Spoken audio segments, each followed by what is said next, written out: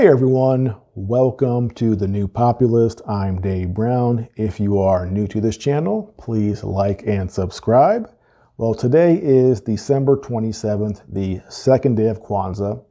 Now, normally I wouldn't care, but this year I noticed that our Vice President Kamala Harris, she put out a video on Kwanzaa, and the Mayor of Chicago, Lori Lightfoot, did as well. And I think Kwanzaa is worth discussing because it has a lot of similarities to Black Lives Matter and critical race theory in a couple of ways. And the first is that there's a lot more to Kwanzaa than what you see at the surface. And we saw with critical race theory that it was sort of portrayed as being just teaching history in a different way. But when you dug into it, and I've done videos on critical race theory, it is much more radical. It talks about fundamentally transforming our society, yet how it was portrayed in the media was much more innocuous. Same thing with Black Lives Matter. On the surface, it seemed to be about stopping police brutality and protecting Black lives, but we dug in deeper and we saw that Black Lives Matter, many of the members, the leading members were Marxist, trained Marxists, as they said, and their goals were much more than just trying to protect Black men from the police. And with Kwanzaa, I see a similarity as well. There is much more than just celebrating African heritage. And in the second way that is similar to those two things is that it is taught in our public schools. And so it's not just a thing that affects the people who celebrate it, it is being taught to our kids, whether you realize it or not. And like Black Lives Matter and like critical race theory, your kids are being taught something that parents don't quite understand what it is and what the real intent is behind it all. And so today, I'm going to cover Kwanzaa, talk about what it is, where it came from, and go through a book written by the man who actually created Kwanzaa in 1966 and see what he says in his own words about Kwanzaa. Because that's one of my things that I do here is I don't just tell you the definition of something in the words of somebody else, the media per se. I go to the source, the people who actually said it and wrote it. And that way I can't be accused of spreading propaganda or making things up. This comes from the source itself. So this is what Kwanzaa is in the words of the man who created Kwanzaa. Let's get into it. Kwanzaa was created in 1966 by a man named Maulana Karenga, whose birth name is Ronald McKinley Everett. Now, he was a Black nationalist. In 1965, he created a group called US Organization, us meaning Black people. And it's a play off that phrase, us and them meaning the oppressors. And he formed this group in opposition to the Black Panthers. They had ideological disagreements on how to move forward and what the goals for the organization would be. So these were two rival organizations. And in fact, things got so tense, there was actually a shootout between the two groups where members were killed. And we find out later that the FBI was involved in fomenting hatred between the two groups and hoping that they would eventually clash. So like now and back then, the FBI is involved in dirty business, doing things that they should not be doing. Later on, he was actually convicted in 1970, along with another person, of falsely imprisoning two women and beating them. He was sentenced to several years in prison. He did 4 years in a California prison. And he said later in 2007 that he was a political prisoner, implying that these accusations were false. Who knows? But he has a checkered past. He was a Black nationalist, is a Black nationalist. But as of 2021, he chairs the Africana Studies Department at Cal State University, Long Beach. So he's had a long academic career since the 1970s, since he got out of jail. But in 1997, he wrote a book called Kwanzaa, A Celebration of Family, Community, and Culture. So this is my source. This is the book I read to better understand Kwanzaa from the man who wrote it himself. So let's first start with his description of what Kwanzaa is and its origins. Kwanzaa is an African American holiday celebrated from December 26th through January 1st. It is based on the agricultural celebrations of Africa called the First Fruits Celebration, which were times of harvest, ingathering, reverence, commemoration, recommitment, and celebration. Therefore, Kwanzaa is a time for ingathering of African Americans for celebration of their heritage and their achievements, reverence for the Creator and creation, commemoration of the past, recommitment to cultural ideals, and celebration of the good.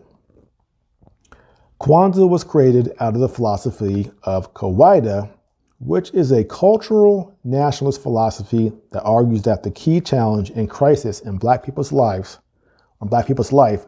is the crisis and challenge of culture, and that what Africans must do is to discover and bring forth the best of their culture, both ancient and current, and use it as a foundation to bring into being models of human excellence and possibilities to enrich and expand our lives.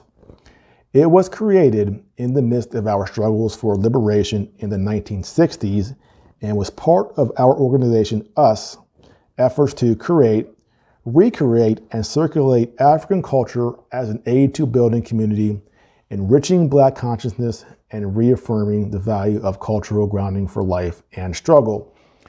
So very clearly, this is a Black nationalist philosophy. And I find it kind of funny he says here, a cultural national philosophy as opposed to a Black nationalist philosophy.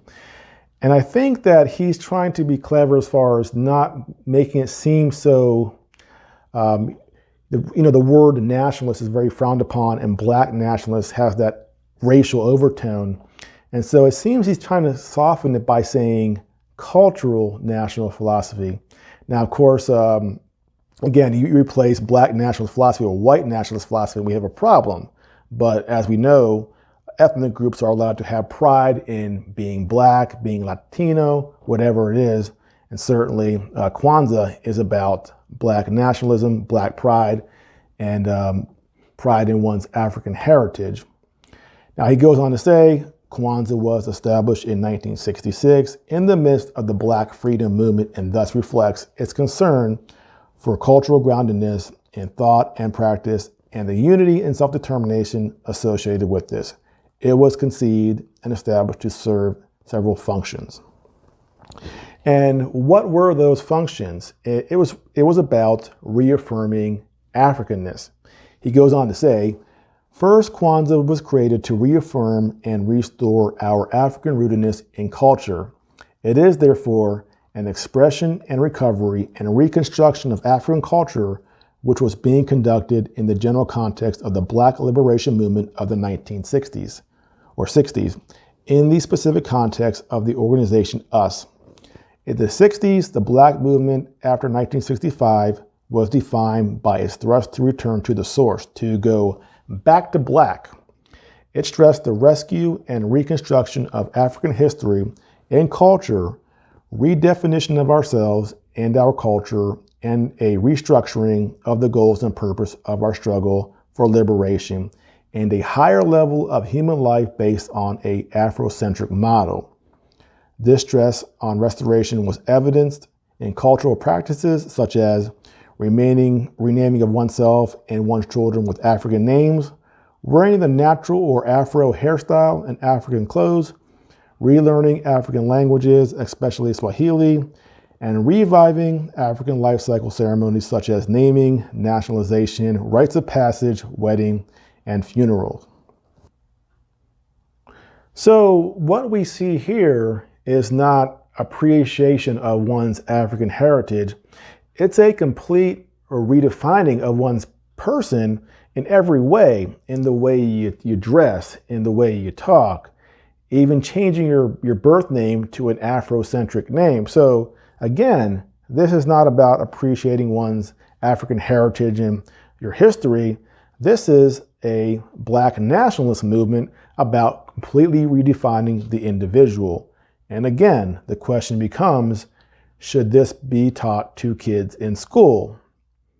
A black nationalist philosophy, because that's what Kwanzaa is. Now, in your personal life, if you want to do that, that's your prerogative, none of my business. But when, again, it's being taught in your school system, in our school system, then it becomes a different issue. And of course, the reverse could never be true.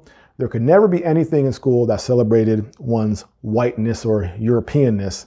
That would be deemed racist immediately. It would not happen. But if you're Latino, Asian, Black, we can do that, and that's not a problem.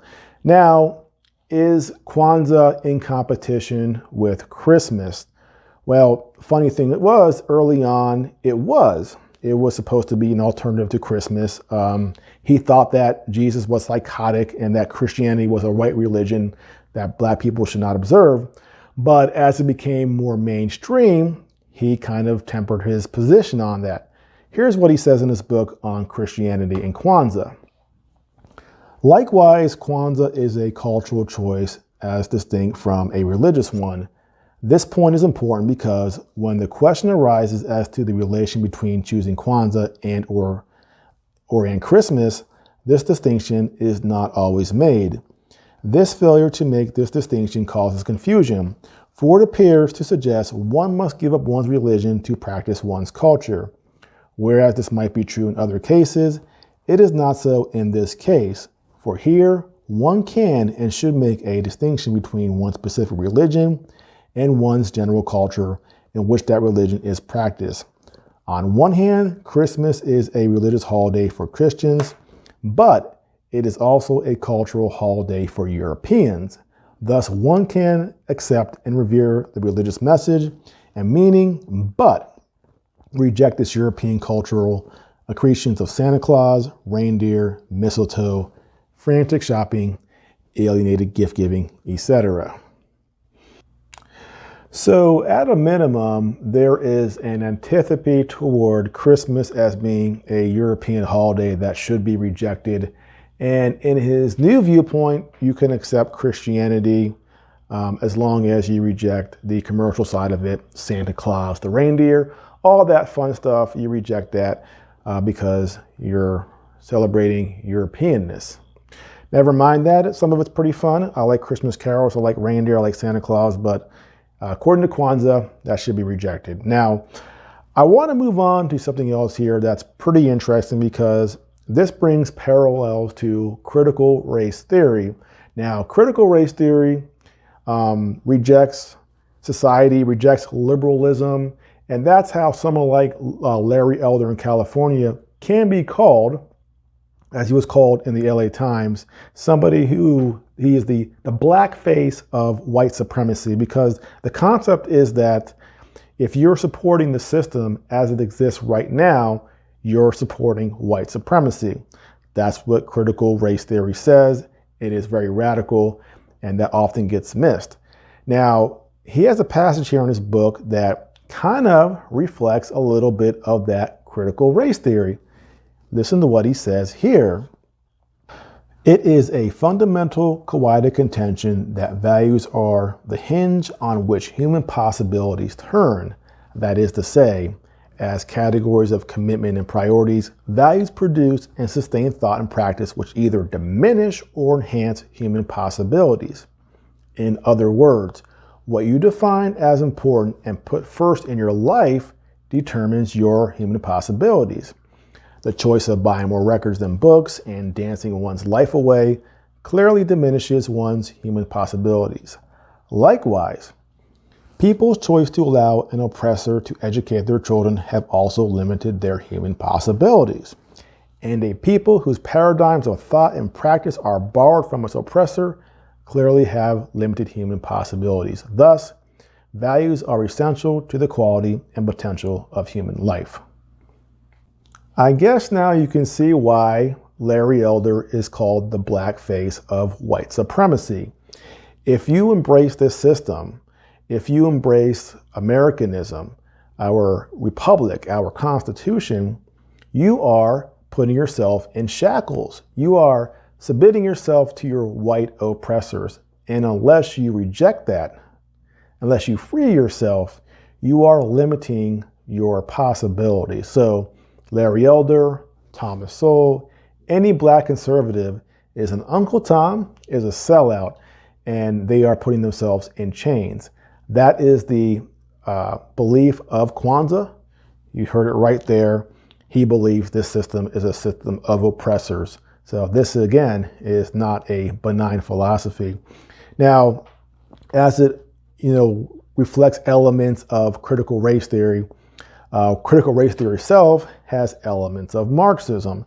Now, Marxism talks about the workers and revolting against this world system and overthrowing it. And in this next passage, when he talks about African freedom, you can sort of hear some of those same elements. Listen to what he says. African freedom is indivisible. The principle of collective work and responsibility also points to the fact that African freedom is indivisible. It shelters the assumption that as long as any African anywhere is oppressed, exploited, enslaved, or wounded in any way in her or his humanity, all African people are also. It thus rejects the possibility or desirability of individual freedom in any unfree context. Instead, it poses the need for struggle to create a context in which all can be free. Moreover, Ujima rejects escapist and abstract humanism and supports the humanism that begins with the commitment to and concern for the humans among whom we live and to whom we owe our existence. In essence, our own people. In a word, real humanism begins with accepting one's own humanity in the particular form in which it expresses itself, and then initiating and sustaining exchanges with others in the context of our common humanity. It also posits that the liberation struggle to rescue and reconstruct African history and humanity is a significant contribution to overall struggle for human liberation. One of my problems with these philosophies, whether it's Kwanzaa, whether it's Black Lives Matter, whether it's critical race theory, it's all so exhausting. It never ends. There's always a fight because ultimately they reject the system as it exists. Therefore, they're in this constant battle to change the system, and there's never a day off. It's all so exhausting. So if you're a black person, if anywhere on this planet there is a black person enslaved, well, that means you're enslaved too, and the struggle continues forward. Now, there's another part of Kwanzaa that I thought was particularly interesting, and this has to do with Black Lives Matter. Because remember, Black Lives Matter on their website had a section about the family. And this is what it said on the Black Lives Matter website. We disrupt the Western prescribed nuclear family structure requirement by supporting each other as extended families and villages that collectively care for one another, especially our children, to the degree that mothers, parents, and children are comfortable. Now, when this was brought to light, Black Lives Matter quietly deleted that section from their website. Again, there's this thing here where anytime, whether it's critical race theory or Black Lives Matter, when you dig deeper and show what they really think to the public, they immediately try to hide it. And in this case with Black Lives Matter, they quietly deleted it and pretended that it wasn't there anymore. Now, with Kwanzaa, they have a very similar idea when it comes to the family structure. And there's a section in this book called Collective Parenthood. Listen to this excerpt here.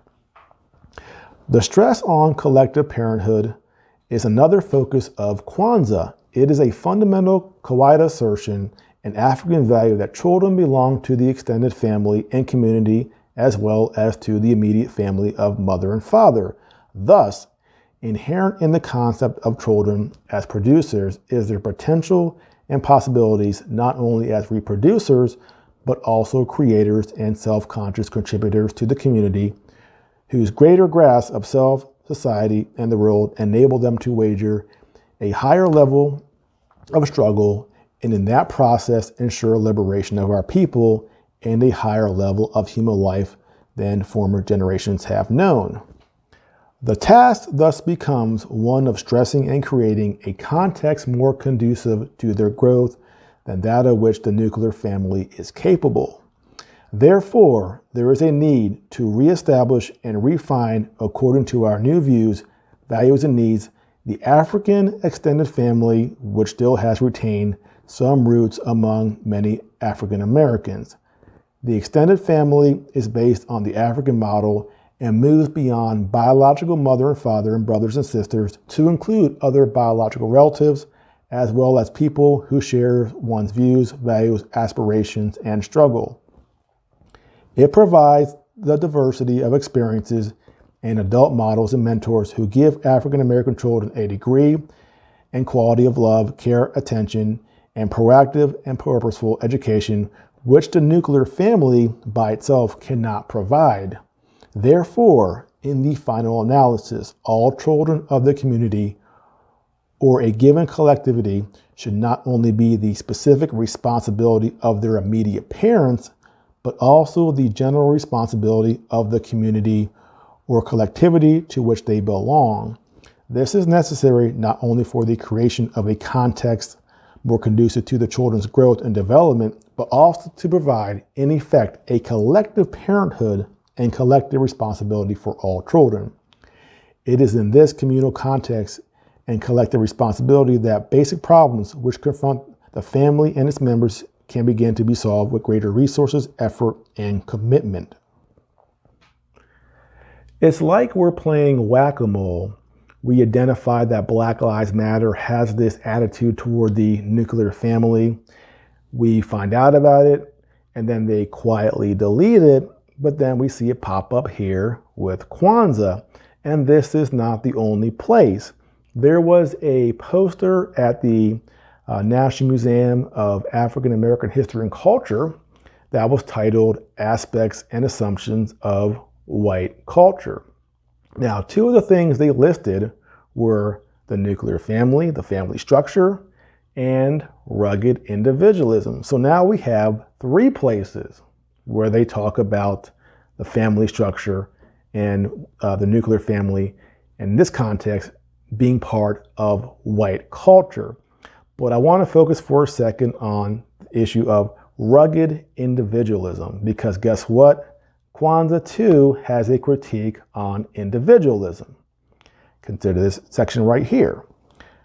Finally, the stress on communitarian values have several implications for African philosophy and social practice. First, the community, not the individual, as in Europe, becomes the fundamental point of departure for understanding and organizing human community and relations. And thus, instead of giving the individual a reality outside and above the community, she or he is defined and understood in it, in essence, as person in community. Secondly, vulgar individualism, which elevates individual interests above and against collective interests, does not and cannot develop or find support. So Kwanzaa has a very strong opinion on individualism. It rejects it, just like this poster here talks about individualism being a part of white culture, not a part of black culture. Now, the funny thing is, when this poster pamphlet came to light, the Smithsonian actually apologized for it. They said, "We erred in including the chart. We have removed it and we apologize. We are reviewing our policies to ensure that our digital materials reflect the quality you have come to expect. Education is core to our mission. We thank you for helping us to be better." This is the pattern. They have these radical ideas, and as long as we don't pay attention to them, they continue to push them. But when we become aware, they apologize for them, they delete them, they pretend they never existed. And just to really show you how political Kwanzaa is and how it reflects ideas that we see in Black Lives Matter and critical race theory and Marxism, there is a section on shared wealth and work. And if you've read Marx, some of these words some of this terminology sounds an awful lot like Marxism. It says, the fourth principle is ujamaa, cooperative economics, and is essentially a commitment to the practice of shared social wealth and the work necessary to achieve it. It grows out of the fundamental communal concept that social wealth belongs to the masses of people who created it, and that no one should have such an unequal amount of wealth that it gives him or her the capacity to impose unequal, exploitative, or oppressive relations on others. Sharing wealth is another form of communitarian exchange, in essence, sharing and cooperating in general. But it is essential because without the principle and practice of shared wealth, the social conditions for exploitation, oppression, and inequality, as well as deprivation and suffering, are increased. Yes, there's phrases here that if you read basic Marx, you will see things like issues about relations and inequality and exploitation. So again, we're seeing this commonality through all these things here. Marxism, Black Lives Matter, Kwanzaa, about rugged individual and the family structure, social equity, shared wealth. So in conclusion, all these things are really different faces of the same thing. And we have to be aware of them because, again, these aren't just things that are in left-wing academia. They're popping up all over the place. Nationally, like critical race theory, we've seen it evolve to the point where it's in all of our school systems, and we became aware of it, and we pushed back against it. And so here I am talking about Kwanzaa because just in case, if this becomes a bigger holiday and more people start talking about it and observing it and it's being taught in schools, that we know what it is and that it's not a benign philosophy that's just about appreciating one's African heritage and culture. It's a nationalist movement and it has very radical elements. So now you know. Well, that's it for now. Again, if you're new to the channel, please like and subscribe. I'll see you next time.